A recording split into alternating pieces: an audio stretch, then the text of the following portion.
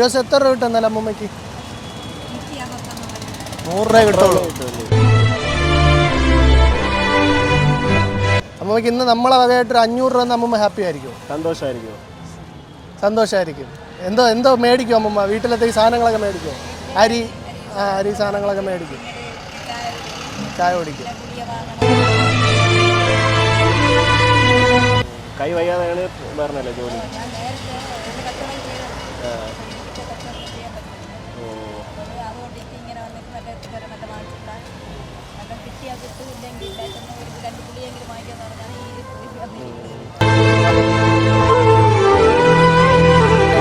അമ്മ നമ്മുടെ പൈസയ്ക്ക് ഗുളിക മേടിച്ചു. നമ്മൾ ഇനിയും വരും. അമ്മൂമ്മയ്ക്ക് പറ്റുന്ന പോലെ നമ്മൾ സഹായം ചെയ്യും കേട്ടോ. അമ്മൂമ്മയ്ക്ക് നമ്മുടെ ആയിട്ടൊരു 500 രൂപ.